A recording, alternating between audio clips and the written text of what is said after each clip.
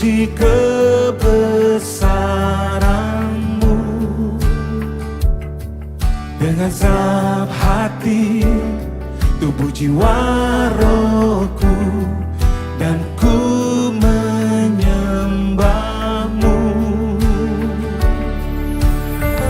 Bagimu segala pujian, bagimu segala kehormatan, bagimu segala pengagungan, kemuliaan,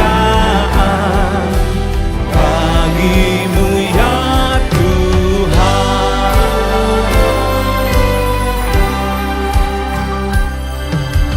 Ku datang Tuhan, memuji kebesaran-Mu.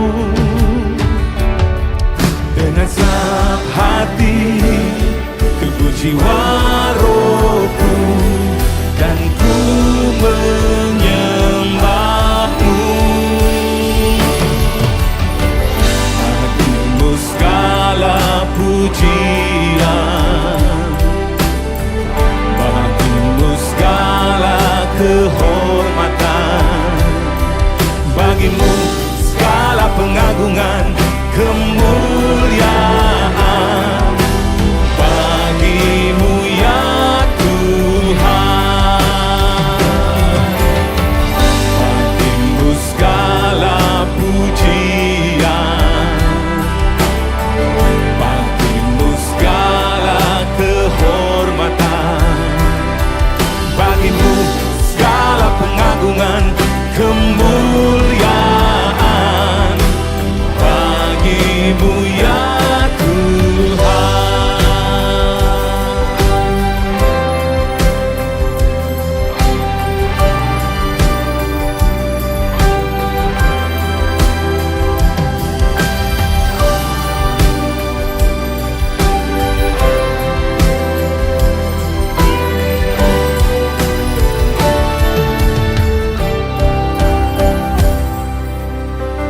Bagimu segala pujian, bagimu segala kehormatan, bagimu segala pengagungan, kemuliaan, bagimu ya Tuhan. Bagimu segala pujian, bagimu segala kehormatan, bagimu segala pengagungan, kemuliaan, bagimu ya Tuhan. Bagimu segala pengagungan, kemuliaan, bagimu ya Tuhan. Bagimu ya Yesus.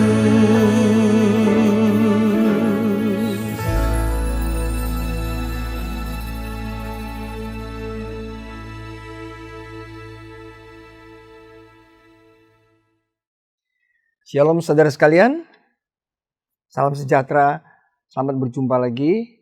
Tidak terasa kita sudah memasuki minggu yang ketiga dari bulan Januari. Pesan Tuhan sesuai dengan tema besar kita adalah The Year of Generosity. Ya. Jadi tahun di mana kita berbagi dan memberi untuk sesama kita.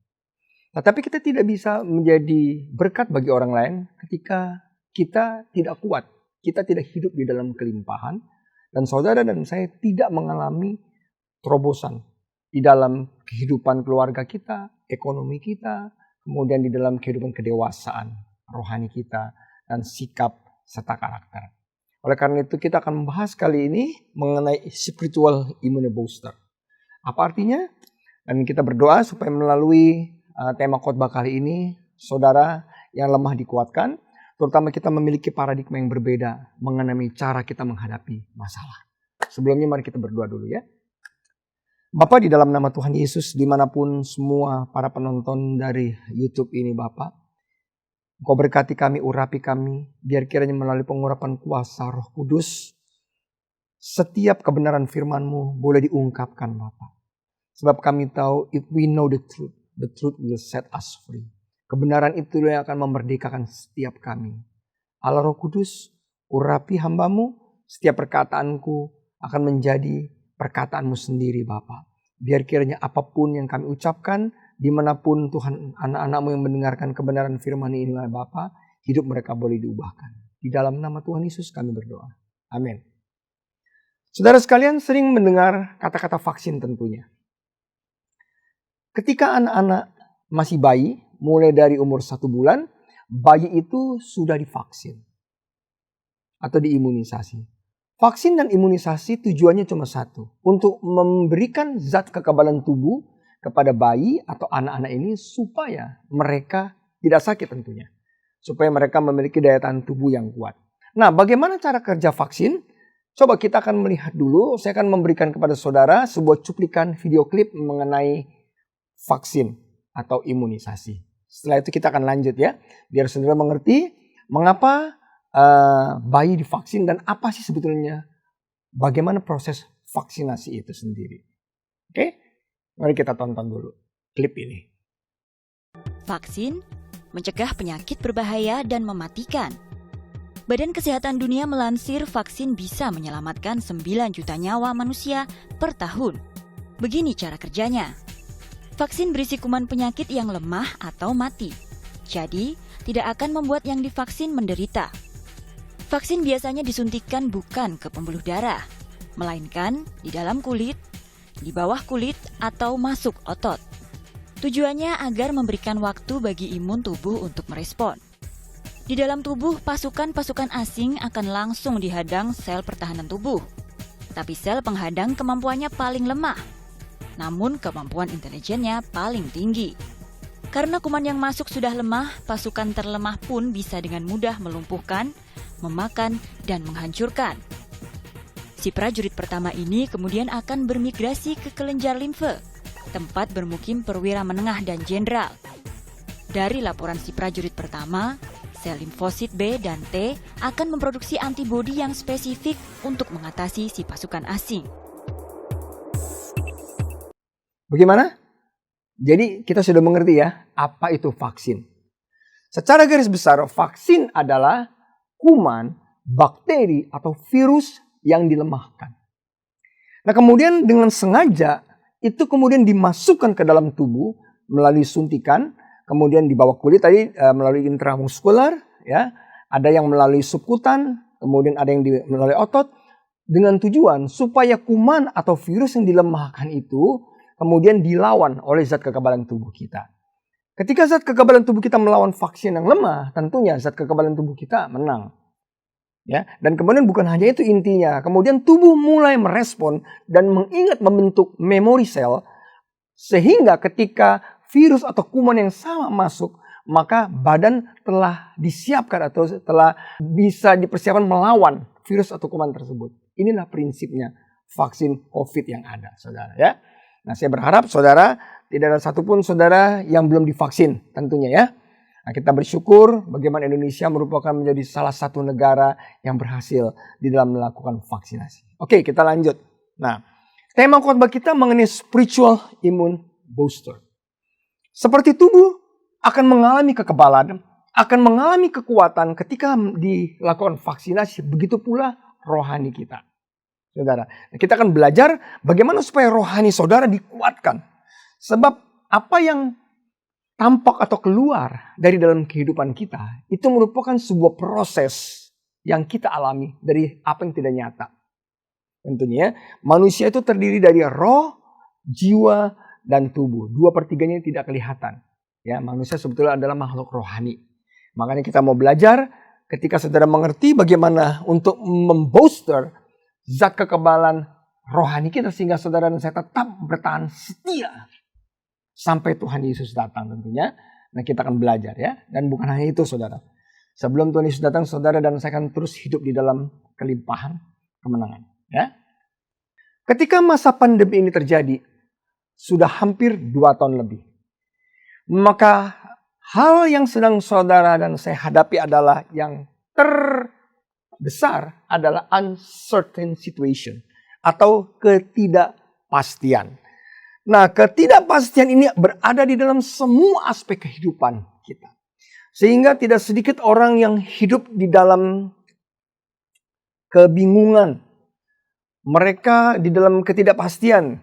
Yang sekolah juga belum tahu nih. Kapan bisa sekolah onsite lagi. Sejak baru dibuka beberapa hari atau beberapa minggu. Kemudian sudah ada klaster lagi. Yang bisnis pun begitu.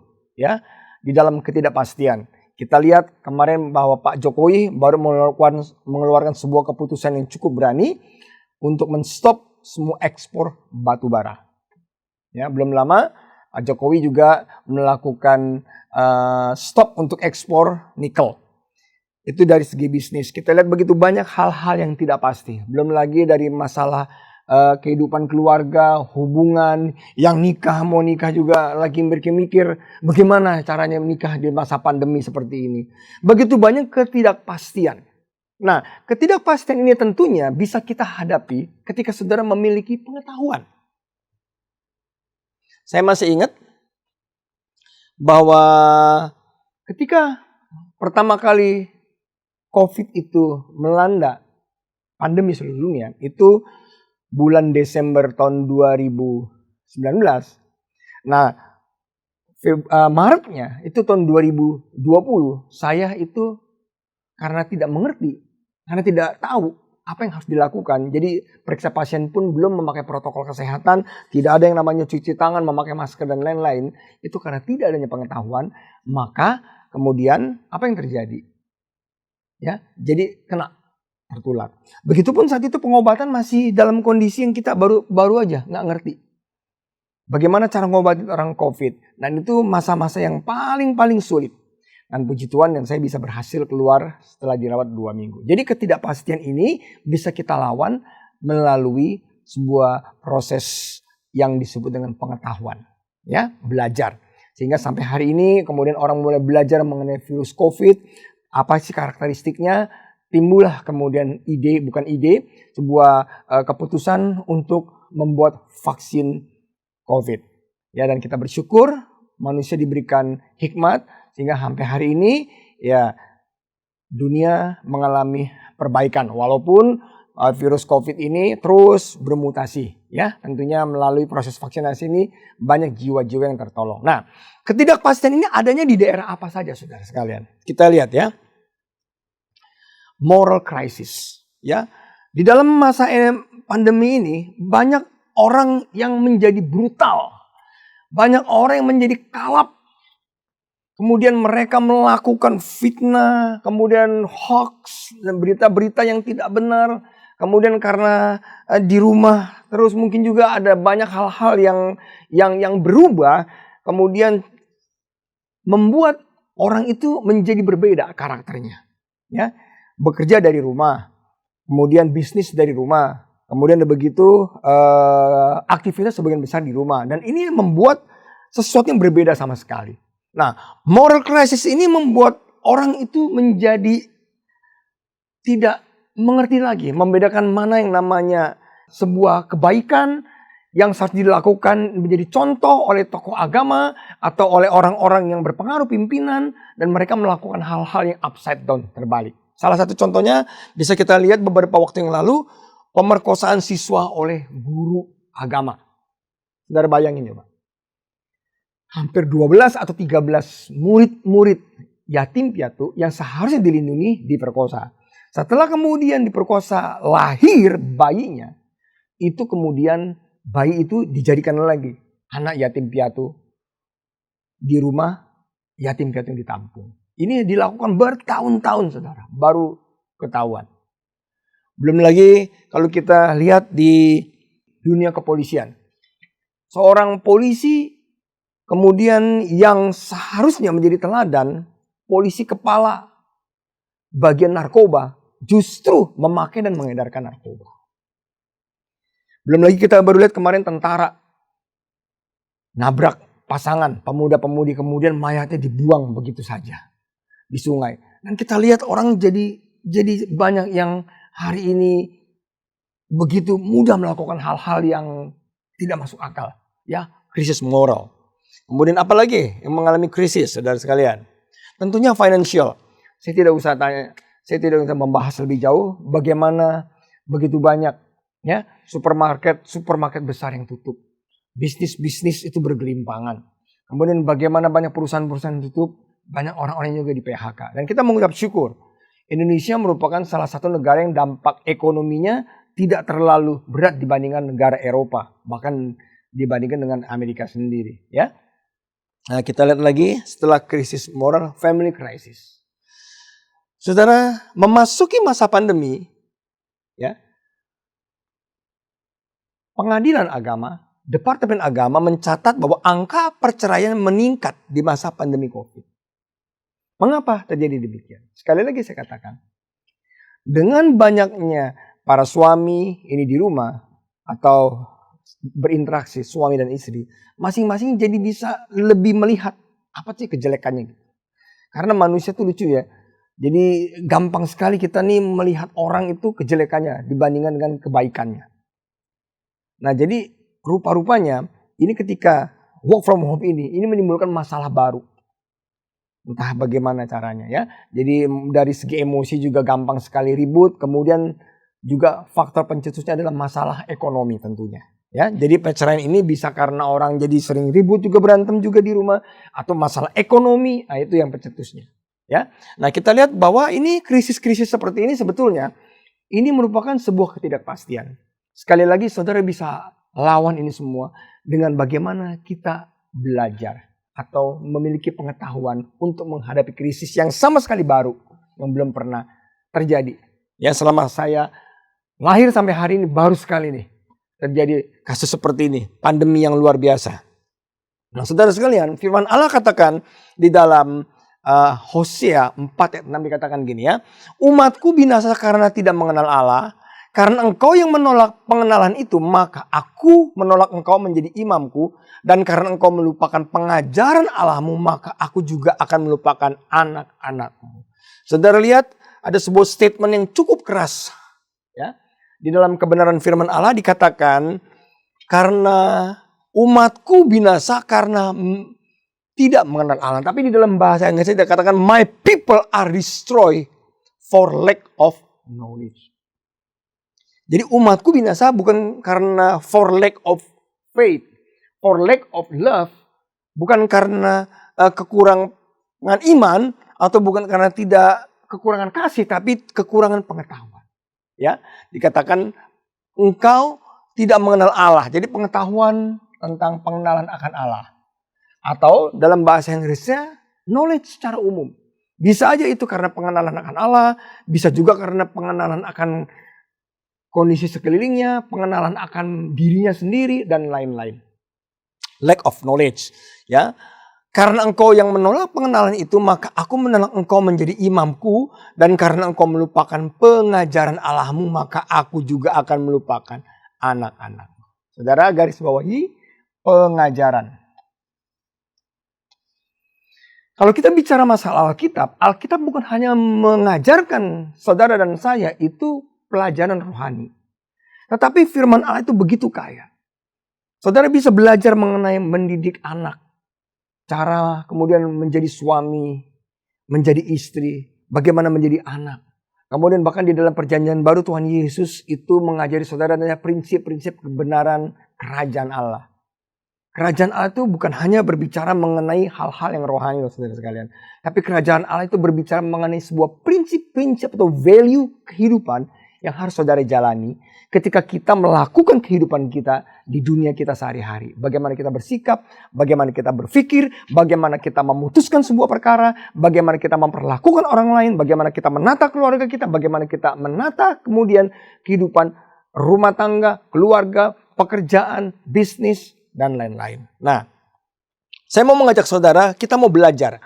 Ya, jadi sebetulnya pengetahuan apa sih yang sebetulnya kita harus pelajari kali ini. Saya mau mengajak saudara belajar sesuatu yang sangat-sangat mendasar. Dan ini berhubungan dengan immunobooster atau vaksinasi. Vaksinasi secara medis. Kita lihat ya. Di dalam dunia rohani juga ada vaksinasinya. What do we need? Ya. Kita lihat. Roma 5 ayat 3 sampai 15. Dan bukan hanya itu saja, ini surat Rasul Paulus kepada jemaat yang di Roma. Rasul Paulus berkata, kita malah bermegah dalam kesengsaraan kita. Garis bawahi nanti ya, kesengsaraan. Karena kita tahu bahwa kesengsaraan itu menimbulkan ketekunan, dan ketekunan menimbulkan tahan uji, dan tahan uji menimbulkan pengharapan. Dan pengharapan tidak mengecewakan karena kasih Allah telah dicurahkan di dalam hati kita oleh Roh Kudus yang telah Dia karuniakan. Saudara perhatikan baik-baik, Rasul Paulus berkata begini, kita malah bermegah dalam kesengsaraan. Kemudian, karena kesengsaraan itu akan menimbulkan ketekunan.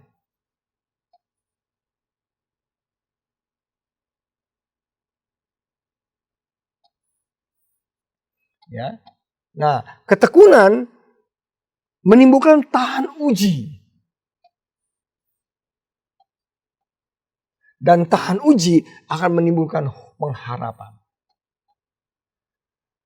Pengharapan tidak akan pernah mengecewakan karena kasih Allah telah dicurahkan dalam hati kita oleh Roh Kudus yang telah dikaruniakan kepada kita.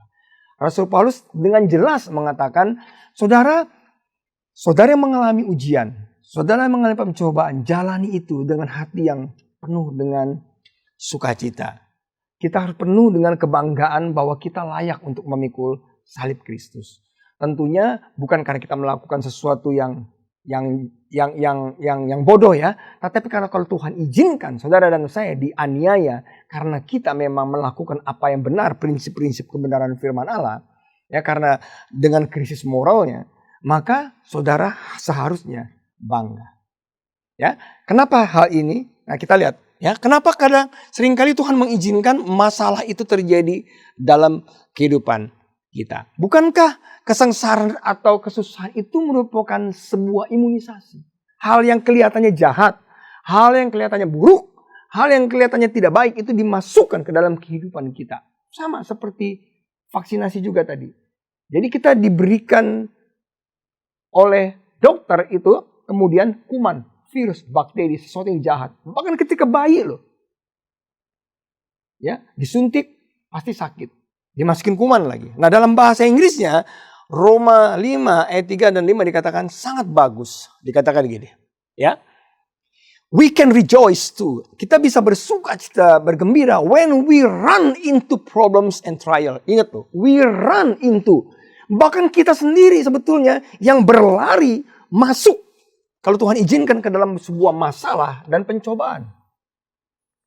Problem and trial. Ya, dikatakan kadang Tuhan izinkan kita untuk berlari loh, run into. Jadi kita menuju. Ya, bukan kita cari masalah. Tetapi memang kita itu sedang dipersiapkan seperti Daud itu berlari menyerang Goliat. Dia tahu bahwa kalau dia tidak mengalahkan Goliat maka tidak akan ada mahkota. Ya, nah dikatakan gini, for we know that they help us. Problem and trial help us develop endurance, ketahanan, daya tahan. And endurance develop strength of character. And character strengths our confidence, hope of salvation.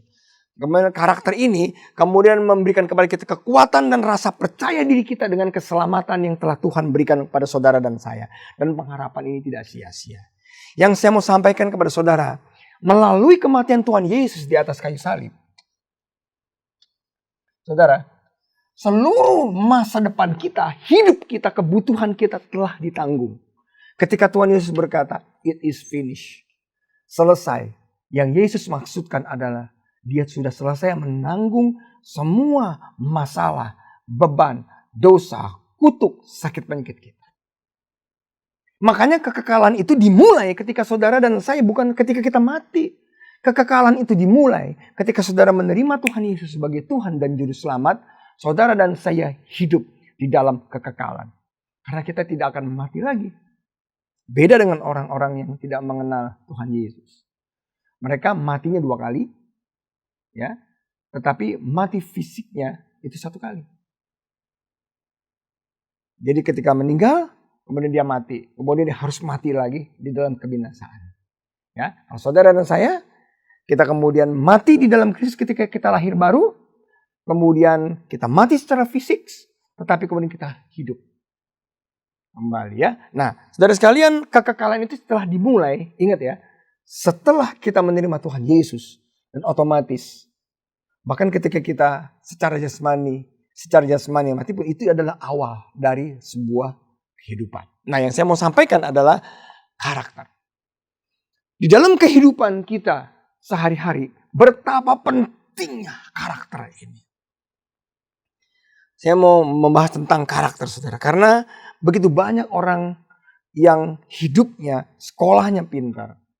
Kemudian begitu IQ-nya bagus, kedudukannya tinggi. Tapi karakternya ini jelek. Sehingga mereka menjadi orang-orang yang hanya bertahan sebentar saja ada di posisi atas. Ya, kita melihat beberapa waktu yang lalu, ya, ada bupati dari Kalimantan yang begitu masih muda, ya, sudah kaya, kemudian ternyata tersandung korupsi. Bahkan di dalam salah satu grupnya itu dikatakan ada seorang wanita, katanya itu koruptor yang paling muda yang pernah ditangkap. Usianya baru sekitar 23-24 tahun, menyedihkan. Makanya ketika saudara mendapat promosi, jabatan, tetapi kalau karakter kita tidak bertumbuh, maka ini berbahaya. Ya. Nah, John Wooden juga pernah berkata begini ya. Kemudian kepintaran kita, skill kita, reputasi kita membawa kita ke puncak. Tetapi yang mempertahankan kita untuk berada di puncak adalah karakter. Nah, kemudian John Wooden juga pernah berkata begini, be more concerned with your character than your reputation. Because your character is what you really are, while your reputation is merely that others think you are. Perhatikan baik-baik, saudara ya. Kadang-kadang orang ini kesaru-saru antara reputasi dan karakter. Reputasi adalah sesuatu yang saudara bangun, saudara siapkan, dan itu bisa terlihat karena kita mengembangkan potensi kita, ability kita, talenta kita, kemampuan kita, kepintaran kita, skill kita, itu membuat saudara memiliki reputasi. Ya. Nah, tetapi karakter beda. Karakter itu sebetulnya sesuatu yang tidak nampak. Dikatakan yang menunjukkan siapa kita sesungguhnya. Sedangkan reputasi adalah apa yang orang pikirkan tentang kita. Jadi karakter ini kalau kita umpamakan, dia ini seperti sebuah gunung. Perhatikan sebenarnya. Apa yang kita pikirkan, apa yang kita rasakan, ya, kemudian ini menjadi sebuah tindakan.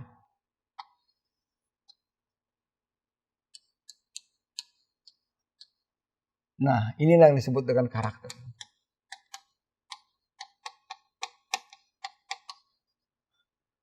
Dari sebuah akumulasi apa yang kita pikirkan, apa yang kita rasakan, emosi kita, kemudian itu menjadi sebuah tindakan.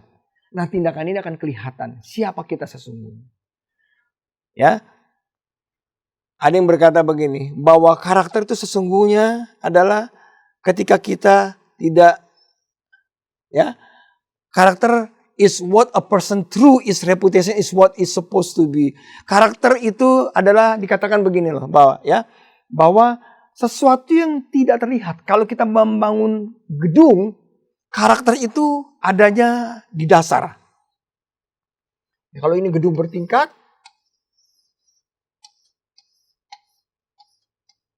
nah karakter itu adalah dasarnya, fondasinya.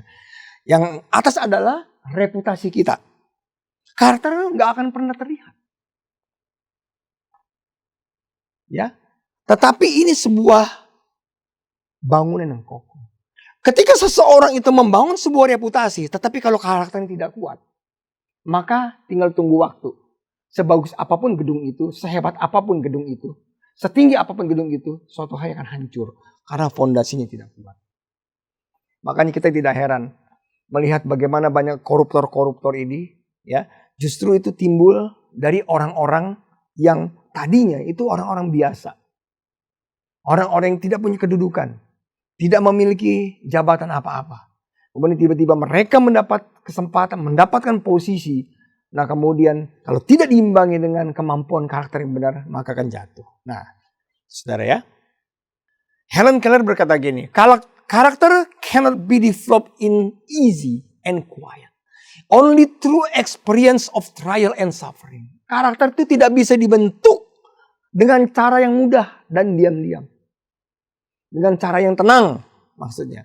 Only through experience of trial and suffering. Dikatakan hanya melalui aniaya dan penderitaan. Maka jiwa kita bisa dikuatkan. Inspirasi mengenai ambisi hidup dan tujuan bisa terjadi. Sukses itu bisa terjadi. Nah, saudara sekalian, saya berdoa supaya saudara memiliki karakter Kristus. Nah, saya berdoa juga supaya saudara memiliki pengetahuan tentang siapa diri kita sebenarnya. Firman Allah katakan di dalam Matius yang ke-6, ya, kasihilah Tuhan Allahmu dengan segenap hatimu, dengan segenap jiwamu, dengan segenap akal budimu. Hukum yang kedua, kasihilah sesama manusia seperti kamu mengasihi dirimu sendiri. Artinya begini saudara, kasihi Allah, kasihi diri kita, baru seberapa kita mengasihi diri kita, kita mengasihi orang lain seperti kita mengasihi diri kita sendiri. Apa arti kata mengasihi diri?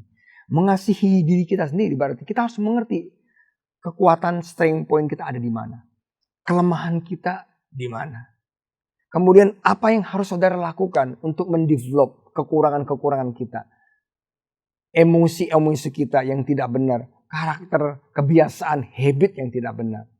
Ketika saudara mau mengasihi orang lain, saudara harus punya patokan dulu. Apakah kita mengasihi diri kita?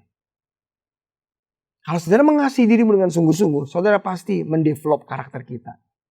Saudara mendevelop kedisiplinan kita. Kerja keras kita. Pengetahuan kita. Pengenalan kita akan Tuhan. Bagaimana kita mengasihi Tuhan. Baru kita bisa mengasihi orang lain seperti kita mengasihi diri kita sendiri. Nah saudara sekalian, saya mau tutup dengan sebuah cerita di Alkitab yang bagus mengenai sebuah tokoh yang bernama Yabes. Kita lihat ya, dikatakan begini. Yabes itu tidak banyak ayatnya, hanya dua pasal. Ya, di dalam 1 Tawarik keempat ayat 9 dan 10. Yabes itu artinya Zoro atau penderitaan. Sebetulnya nama ini hanya satu nama yang aneh di Alkitab. Yang lain orang tuh kalau saya namakan bagus-bagus ya. Yakub bergumul dengan Allah dan menang. Kemudian Abraham bapak dari segala bangsa. Kemudian David atau Daud. Kemudian ada lagi, kemudian Gideon, kemudian masing-masing Joshua, itu semuanya masing-masing ada artinya. Ya, Daud dikatakan ada the man after his own heart. Ya, David. Nah, kemudian begitu banyak nama-nama yang bagus, tetapi Yabes itu artinya Zoro atau penderitaan. Ya, Yabes lebih dimuliakan daripada saudara-saudaranya. Nama Yabes diberi ibunya kepadanya sebab katanya, aku telah melahirkan dia dengan kesakitan. Yabes berseru kepada Allah Israel, katanya kiranya engkau memberkati aku berlimpah-limpah dan memperluas daerahku. Dan kiranya tanganmu menyertai aku dan melindungi aku daripada malapetaka sehingga kesakitan tidak menimpa aku. Dan Allah mengabulkan doanya. Doa yang begitu singkat kelihatannya, kemudian langsung. Belum selesai Yabes mengakhiri, kemudian belum selesai ayat ini, kemudian Allah mengabulkan doanya. Sebetulnya kuncinya ya dari doa ini adalah satu hal. Yabes lebih dimuliakan dari saudaranya. Honorable. Jadi doa ini keluar dari orang yang benar, bukan dari doa yang benar. Yabes artinya sakit. Saudara bayangin ya, ketika itu kalau orang diberi nama Yabes, sama juga kalau zaman sekarang dikasih nama gini loh. Ini anak nih, maaf nih saudara kalian ya. Ini anak ini bawa sial. Ini anak kita kasih nama aja, si Alan misalnya, gitu ya.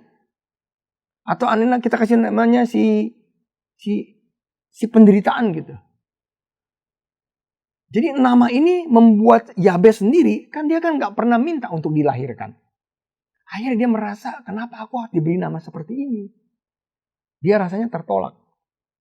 Sudah pasti, ketika dia gak mengerti, dia pasti akan tertolak.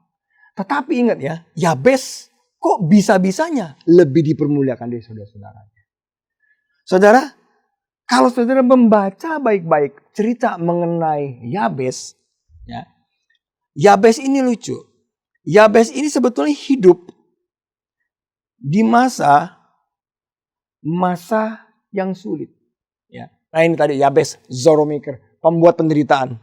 Tega-teganya ini mamanya ngasih nama gini ya. Anak saya keren-keren namanya. Mikael, Moses, David. Ya. Bahkan yang belakangnya pakai nama Asaf. Artinya pemuji dan penyembah. Nah ini namanya Zoromaker. Nah dikatakan gini.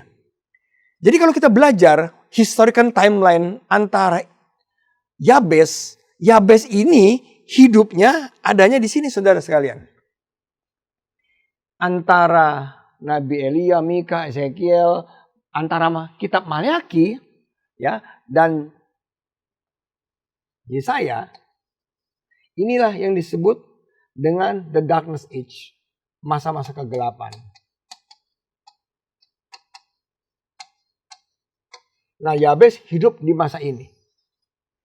Masa di mana bangsa Israel baru saja kembali dari pembuangan di Babel. Ya. Jadi ketika mereka pembuangan dari Babel, kemudian mereka kembali dari sana, return to Israel. Nah, ini masa pembuangan yang ini. Kemudian dia kembali. Nah, terus kemudian dia begitu. Kemudian living Israel as a province under post-Alexander the Great Empires. Nah saat inilah di bawah pemerintahan the Great Alexander ini si Yabes hidup. Di masa ketidakpastian. Saudara bayangkan setelah 70 tahun dibuang di Babel. Kemudian mereka kembali lagi ke Israel dengan kondisi ketidakpastian. Dengan adanya moral crisis juga saat itu. Ya bagaimana nanti kita lihat. Krisis moralnya kayak bagaimana. Mereka juga mengalami krisis finansial. Tentunya mereka nggak punya apa-apa. Setelah kembali dari pembuangan. Semua harta mereka dirampas. Sampai anak-anak mereka dirampas. Mereka juga mengalami krisis keluarga. Ya, makanya dikatakan di dalam kitab Maleaki dikatakan. Ketika aku kembali aku ingin melihat hati Bapa berbalik kepada anak dan anak kepada bapaknya. Ya di hari-hari terakhir aku menginginkan roh dan kuasa Elia. Untuk membuat hati Bapa berbalik kepada anak-anaknya. Ya. Nah, kita lihat Yabes hidup di zaman ini. Jadi maklumlah udah zaman kondisinya susah, kemudian lahirlah Yabes. Mungkin juga Yabes lahir dalam kondisi yang sangat-sangat sulit, kemudian melahirkannya juga sulit. Gitu ya, sehingga dikasih nama sama mamanya Yabes Zoromakers, ya. Nah, kita lihat. Krisis moralnya kenapa sampai terjadi? Ini salah satu contohnya nih. Ya, kita lihat. Allah begitu marah ya. Di dalam kitab Maleaki salah satu dikatakan begini. Seorang anak menghormati bapaknya dan seorang hamba menghormati tuannya. Jikalau aku ini bapa, di manakah hormat yang kepadaku itu? Jikalau aku ini tuan, di manakah takut yang kepadaku itu? Firman Tuhan semesta alam kepada kamu, hai para imam yang menghina namaku, tetapi kamu berkata dengan cara bagaimana kami menghina namamu? Kamu membawa roti cemar ke atas mezbahku, tetapi kamu berkata dengan cara bagaimana kami cemarkannya, dengan cara menyangka meja Tuhan boleh dihinakan. Bahkan dikatakan, apabila kamu membawa seekor binatang buta untuk dipersembahkan, tidakkah itu jahat? Apabila kamu membawa binatang yang timpang dan sakit, tidakkah itu jahat? Cobalah menyampaikannya kepada bupatimu. Apakah ia berkenan kepadamu? apalagi menyambut engkau dengan baik, firman Tuhan SWT dalam Maliaki 1:8. Saudara bayangkan ya, di dalam kesulitan ekonomi mereka, di dalam masa-masa kesulitan itu, mereka mengalami krisis moral. Tuhan sudah katakan bahwa bait Allah harus dibangun, tetapi mereka membawa persembahan binatang yang timpang, binatang yang buta, binatang yang sakit. Dikatakan begini, coba aja kamu sampaikan itu coba kepada bupatimu, kepada pemimpinmu. Apakah mereka nggak tersinggung? Tuhan juga kan punya perasaan. Yang namanya persembahan, kita akan menyampaikan sesuatu, offering dalam bahasa Inggrisnya. Bisa diterima, bisa ditolak. Makanya Kain persembahannya ditolak, sedangkan Habil itu diterima. Bukan karena dua-duanya, bukan yang satu persembahannya jelek, yang satu persembahannya bagus, bukan. Dua-duanya sama-sama bagus. Tetapi Habil mempersembahkan sesuatu sesuai dengan kriteria Allah. Sedangkan Kain, dia mempersembahkan sesuatu yang tidak sesuai dengan kriteria Allah. Dia mempersembahkan dari tanah. Tanah itu terkutuk saat itu. Dan kemudian kalau Habil, dia mempersembahkan darah. Untuk menebus dosa, Tuhan memerlukan darah manusia. Makanya ketika Yesus mati di atas kayu salib, dia tebus tanah melalui mahkota duri. Duri yang seharusnya itu timbul di dalam tanah yang terkutuk, Tuhan tebus. Makanya saudara yang sungguh-sungguh mengasihi Tuhan, ketika saudara menerima Tuhan Yesus, maka tanah kehidupan kita itu lambang dari pekerjaan kita, profesi kita, itu kan Tuhan buat berhasil melalui kematiannya di atas kayu salib. Nah, kita tutup kemudian. Di dalam kondisi seperti ini, saya yakin kenapa Yabes lebih dipermuliakan. Sebab Yabes memiliki pengetahuan. Saya yakin Yabes belajar firman Allah.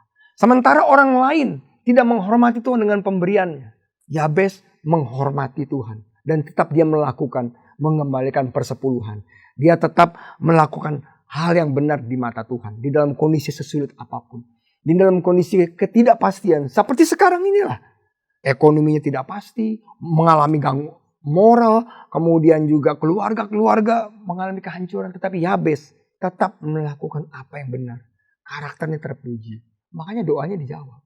Doa Yabes itu doa yang luar biasa loh saudara sekalian.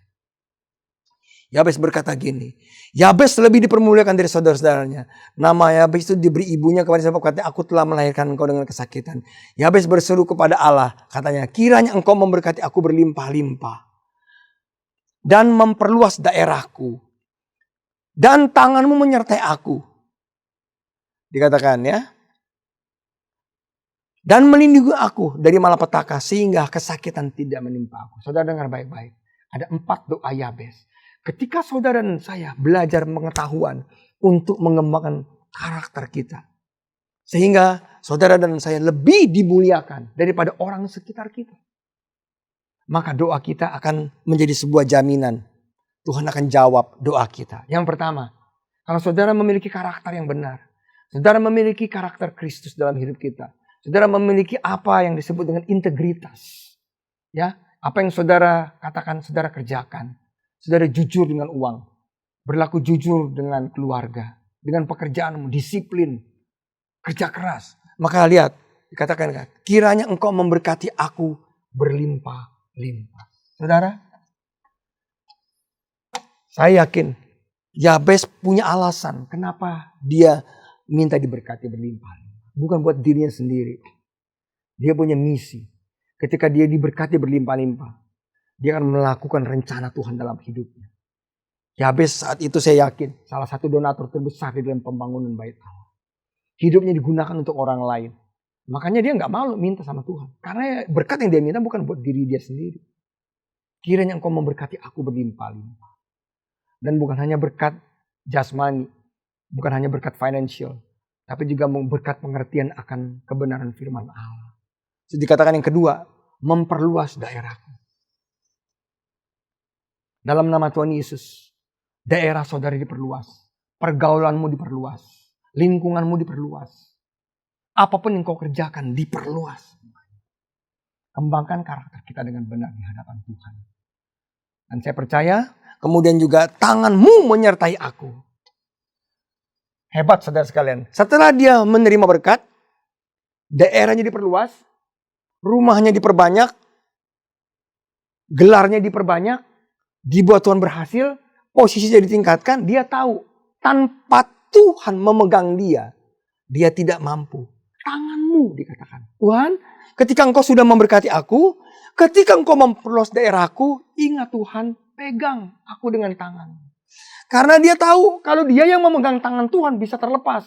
Tetapi kalau Tuhan yang memegang Yabes, maka dia tahu tangan Tuhan tidak akan pernah melepaskan Yabes. Dan yang terakhir dia katakan, melindungi aku dari malapetaka. Kalau sekarang dilindungi kami Tuhan dari kematian akibat wabah. Sehingga kesakitan tidak menimpa aku. Ada 4 doa. Yang pertama, berkati berlimpah-limpah. Yang kedua, memperluas daerahku. Yang ketiga, dia minta penyertaan tangan Tuhan. Yang keempat, dilindungi dari sakit penyakit. Wow. Saya berdoa saudara sekalian. Kalau saudara hari ini membuka hatimu. Berlaku jujur di hadapan Tuhan. Kata-katamu dapat dipercaya. Saudara menjadi garam dan terang. Dimanapun saudara berada. Saudara mempermuliakan melalui hidupmu. Kata-katamu. Idemu. Pikiranmu. Perbuatanmu. Akan lahir keluar karakter Kristus. Mulutmu bisa dipercaya. Janji-janjimu bisa dipercaya. Dalam nama Tuhan Yesus. Saya yakin bahwa doa saudara dan saya ini akan dijawab Tuhan. Kiranya pesan Tuhan hari ini membuat saudara dan saya mengerti betapa pentingnya memiliki karakter Kristus. Memang tidak mudah, tapi ingat saudara, ketika Roh Kudus turun ke atasmu, di dalam Kisah Rasul dikatakan, maka saudara dan saya akan menjadi saksi. Apa artinya saksi? Kita menjadi kesaksian di dalam perbuatan tangan kita, bukan hanya mulut. Bukan hanya khotbah atau bukan hanya sekedar kita mengabarkan Injil. Udah tahu belum Tuhan Yesus sebagai Tuhan dan Selamat? No. Melalui perbuatanmu, melalui karya-karyamu, melalui kemudian prestasimu, melalui hidupmu, maka nama Tuhan dipermuliakan. Selamat memasuki era yang sangat menarik, yaitu masa di mana Tuhan memberkati saudara berlimpah-limpah. Era di mana Tuhan memperluas daerahmu. Era di mana tangan Tuhan menyertai saudara. Dan Tuhan melindungimu. Tahun 2022. The year of generosity. Jadilah Yabes rohani. Amin. Mari kita berdoa. Bapa, di dalam nama Tuhan Yesus. Siapapun yang mendengarkan kebenaran firman-Mu pada hari ini, Bapa. Jamah hati mereka. Biar kiranya Tuhan berikan kami hikmat dan pengertian untuk memiliki karakter Kristus. Dan kami tahu untuk pembentukan karakter itu dibutuhkan Tuhan. Daya tahan. Untuk tahan menderita. Memikul salib Tuhan. Untuk melakukan semua keinginanmu. Untuk belajar tahan Tuhan. Untuk dianiaya Bapak. Sebab kami tahu kalau Engkau izinkan semua ujian dan pencobaan itu terjadi. Itu tidak pernah melebihi kekuatan kami. Seperti seorang anak yang sedang mengalami, yang sedang divaksinasi. Engkau sedang mengizinkan hal-hal yang buruk terjadi. Engkau sedang mengizinkan hal-hal yang membuat kami menjadi kuat. Yang membuat justru kami menjadi lebih tahan Bapak. Dan menaikkan Tuhan Yesus. Karakter kami Bapak. Yang membuat karakter kami menjadi lebih lagi berkenan di hadapan. Terima kasih Bapak. Kami tahu Tuhan, rubah mindset pikiran kami Bapak. Sehingga kami mulai hari ini berubah pola pikir kami. Ketika kami Engkau izinkan menghadapi masalah. Maka kami tahu, inilah saatnya kami mengalami vaksinasi dari Engkau sendiri Tuhan. Yang memperkuat rohani kami. Sehingga karakter kami bisa terbentuk. Terima kasih Allah Roh Kudus. Hari ini hamba-Mu berdoa. Biar kiranya Engkau urapi setiap kami yang mendengar kebenaran firman-Mu.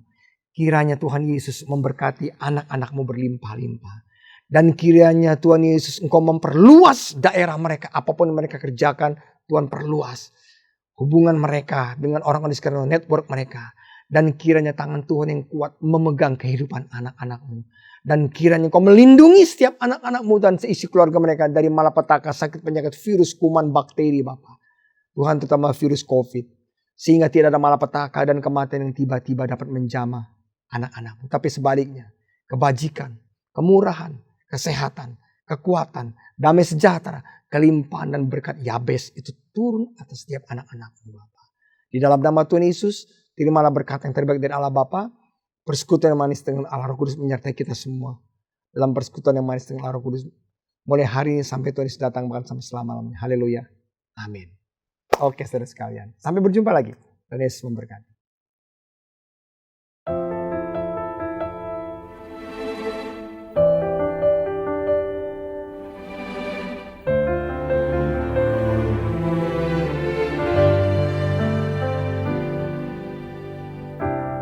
Kekuatan di hidupku, ku dapat di dalam-Mu. Kau teguhkan hatiku, tiada yang mustahil bagimu. Sebab aku percaya, bukan karena melihat, namun karena firman-Mu yang selalu digenapi di hidupku. Ku percaya, bukan karena melihat, namun karena firman-Mu tiada pernah berubah.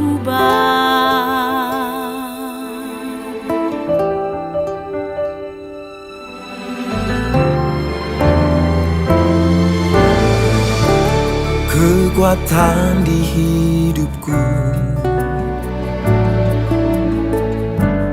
ku dapat di dalam-Mu. Kau teguhkan hatiku, tiada yang mustahil bagimu.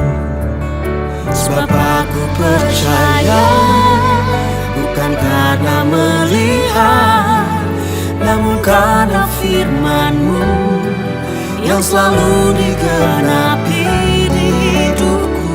Ku percaya, bukan karena melihat, namun karena firman-Mu tiada pernah berubah.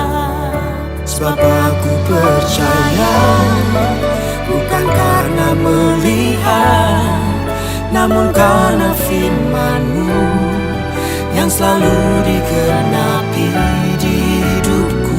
Ku percaya, bukan karena melihat, namun karena firman-Mu tiada pernah berubah.